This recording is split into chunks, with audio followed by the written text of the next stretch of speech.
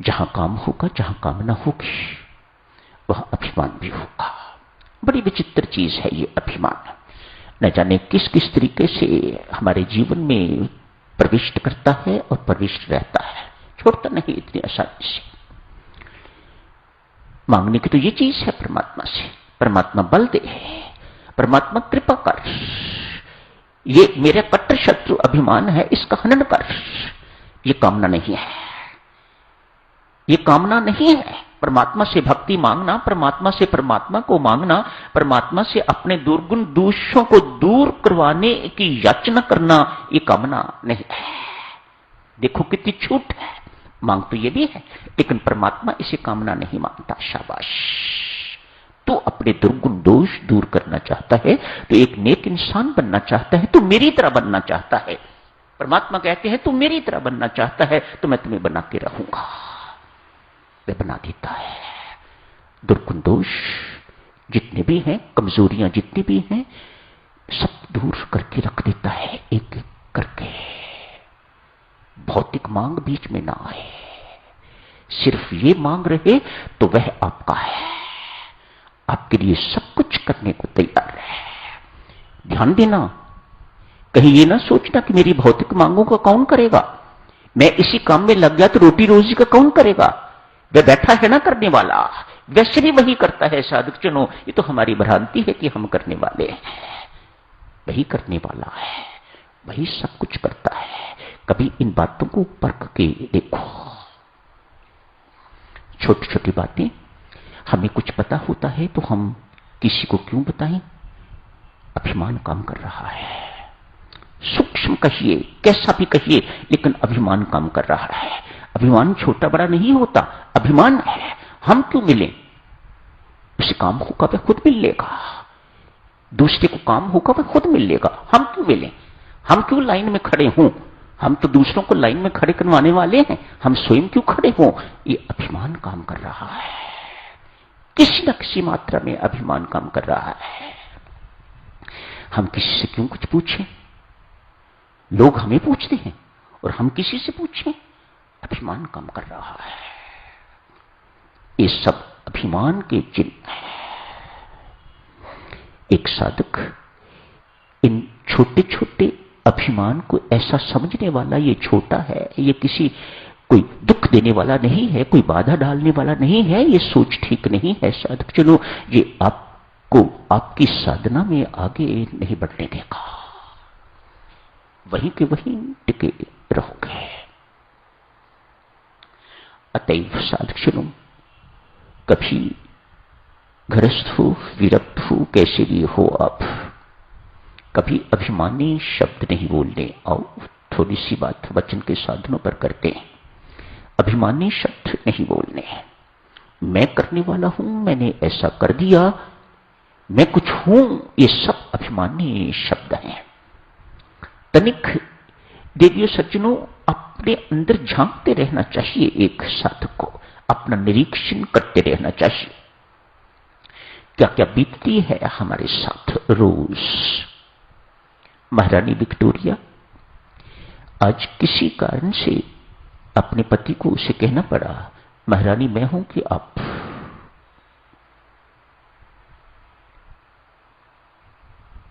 पति के स्वाभिमान को, आत्मसम्मान को बहुत ठेस लगी।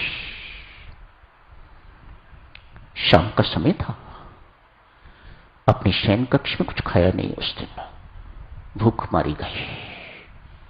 पति ने मुझे अपमानित किया है, इसे महारानी होने का अभिमान है। इसने ये नहीं जानना कि वह पत्नी है। इस वक्त पत्नी का भूल के तो जो है, जो अभिमान का कारण है, वह कारण अपने सामने रख के तो एक पति को अपमानित किया है।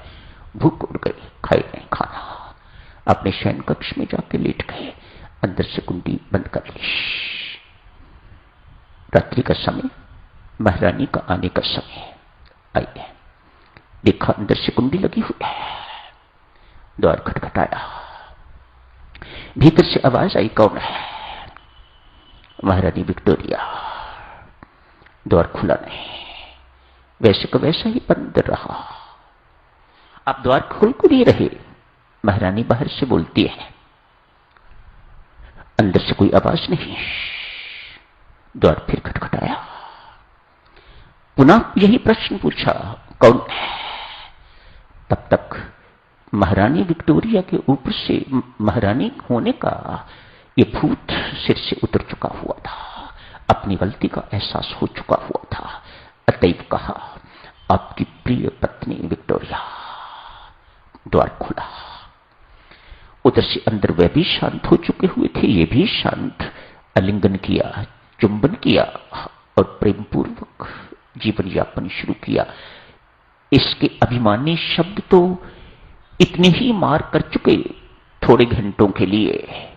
अभिमानी शब्द मेरी माताओं, कड़वे शब्द, अभिमानी शब्द इस प्रकार से बींध देते हैं कि जिंदगी भर भूलते नहीं है।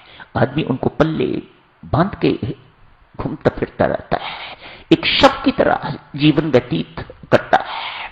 एक ऐसे सज्जन की कथा याद है। ऑफिस में कुछ हुआ, कोई घटना इस प्रकार की अप्रिय घटना घटित हो गई। अतएव बहुत डिस्टर्ब्ड आया है घर। वहां तो कुछ चली नहीं। ऑफिस में इस प्रकार का जिसने व्यवहार किया है उसे तो कुछ कहा नहीं जा सकता। संभवतः ऑफिसर ही होते हैं, ऐसी बातें कहने वाले, उन पर तो कुछ चलती नहीं है।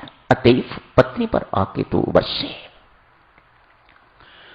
मूड खराब कहते हैं जिसे, खराब मूड में आए, आके तो पत्नी पर खूब बरसे। पत्नी बनाने की कोशिश की, पूछने की कोशिश की, क्या बात है, क्यों ऐसा मूड है, क्या हुआ है ऑफिस में? बहुत प्रेम से कुछ खाने पीने को भी दिया, बहुत प्यार से पूछा। लेकिन पति अभी वहीं ऑफिस में भी बैठे हुए हैं। अतएव बहुत जोर से डांट डपट के कहा, खबरदार मेरे से कोई बात की तो। ऐसी बात छू गई, ऐसी बात छू गई। कहते हैं जिंदगी भर वह पत्नी मौन रही, उसके बाद कभी अपने पति के साथ बात नहीं की। ये अभिमानी शब्द, ये कटु शब्द किस प्रकार का घाव दे जाते हैं, जिनको लगता है वही जानते हैं। तो साधक जनों, यही समाप्त करने की इजाजत दीजिएगा। कल जारी रखेंगे इस चर्चा को और आगे। बहुत महत्वपूर्ण है वाणी, बहुत महत्वपूर्ण है वचन। स्वामी जी महाराज ने वचन के साधनों पर पूरा एक प्रसंग लिया है, छोड़ेंगे नहीं इसे। इंद्रिय संयम आएगा, उसमें भी वाणी की बात करेंगे। नाना उक्तियां आएंगी, उसमें भी वाणी की बात करेंगे। वाणी अर्थात जीवा, इसका एक आयाम, एक डिपार्टमेंट स्वामी जी महाराज ले रहे हैं। अभी दूसरे डिपार्टमेंट की तो कोई चर्चा ही नहीं है। एक इंद्रिय, इसके पास दो कर्तव्य हैं, एक तो स्वाद लेती है और दूसरी बोलती है। संत महात्मा फरमाते हैं देवियों सज्जनों, एक साधक के लिए यदि वह सर्वेंद्रिय संयम का जीवन व्यतीत करना चाहता है, सबसे पहले अपनी रसना पर, अपनी जिह्वा पर नियंत्रण करे, स्वाद को भी मारे और जो कुछ ये कहती है उस पर भी पूरा अनुशासन रखे। शेष इंद्रियां अपने आप ही संयमित हो जाएंगी। See how important is the tongue, कितनी महत्वपूर्ण है ये इंद्रिय रसना, जीवा। बहुत सोच समझ के एक साधक को इसका प्रयोग करना चाहिए, स्वाद लेने में भी और जो कुछ ये कहती है, दोनों पर बहुत संयम होना चाहिए साधकजनों। इसके बाद की यात्रा आसान हो जाती है। तो यही समाप्त करने की इजाजत दें। धन्यवाद।